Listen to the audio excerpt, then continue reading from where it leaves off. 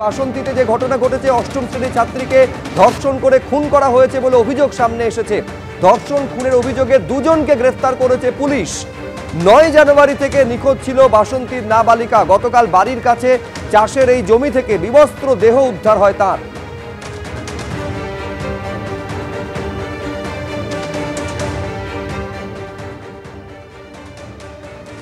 গত 9 জানুয়ারি অষ্টম শ্রেণীর সেই ছাত্রীকে বাড়ি থেকে বুদ্ধদেব সর্দার নামে তারই এক প্রতিবেশী ডেকে নিয়ে যায় এবং তার পরবর্তী ক্ষেত্র থেকেই কিন্তু সেই অষ্টম শ্রেণীর ছাত্রী 15 বছর বয়সী সেই নাবালিকা নিখোঁজ ছিল।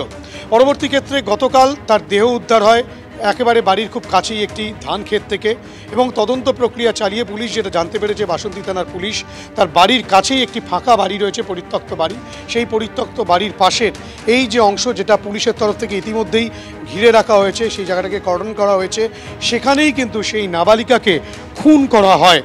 এখনও পর্যন্ত প্রাথমিক তদন্তে পুলিশ যেটা মনে করছে যে তার গলার নলি ধারালো কোনো অস্ত্র দিয়ে কাটা হয়েছিল এবং তাকে সেভাবেই খুন করা হয়। পরিবারের সদস্যরা যদিও অভিযোগ করছে যে তাকে ধর্ষণ করে খুন করা হয়েছে। যদি ধর্ষণ করে খুনের ঘটনা ঘটে থাকে সেটাও কিন্তু এই ঘটনাস্থলেই হয়েছে বলে প্রাথমিকভাবে পুলিশ মনে করছে। খুনের বিষয়টি একেবারে পুলিশের কাছে স্পষ্ট, কেননা গলার নলি যেভাবে কাটা রয়েছে সেক্ষেত্রে কিন্তু তাকে ধারালো অস্ত্র দিয়ে খুন করা হয়েছে। কিন্তু ধর্ষণের যে অভিযোগ হয়েছে, সেই ধর্ষণ কজনে মিলে ঘটিয়েছিল বা আদৌ ঘটেছিল কিনা বা ঘটে থাকলে কারা কারা ছিল এর পেছনে, সমস্ত বিষয়টাই তদন্ত করে দেখা হচ্ছে, তেমনটাই বারুইপুর পুলিশ জেলা সূত্রে খবর। ইতিমধ্যেই বুদ্ধদেব সর্দার এবং দীপেন কয়াল নামে 2 ব্যক্তিকে কিন্তু পুলিশ গ্রেপ্তার করেছে, 2 যুবককে গ্রেপ্তার করেছে এবং এই যে ঘটনাস্থল, যেই ঘটনাস্থলে কিন্তু খুনের ঘটনা ঘটানো হয়েছিল তেমনটাই কিন্তু পুলিশ মনে করছে এবং সেই কারণে এই ঘটনাস্থলকে ঘিরে রেখেছে পুলিশ। গোটা ঘটনার ফরেন্সিক বিশেষজ্ঞ দিয়েও কিন্তু নমুনা সংগ্রহ করা হবে, সেগুলোর পরীক্ষা যেমন হবে, তার পাশাপাশি ময়নাতদন্তের রিপোর্ট, সামগ্রিক রিপোর্ট হাতে আসার পর কারা কারা জড়িত, কী কারণে খুন, সমস্ত বিষয়টাই স্পষ্ট হবে, তেমনটাই বারুইপুর পুলিশ জেলা সূত্রে খবর। ক্যামেরা শান্তনু দত্তের সঙ্গে হিন্দল দে, এবিপি আনন্দ, দক্ষিণ 24 পরগনা।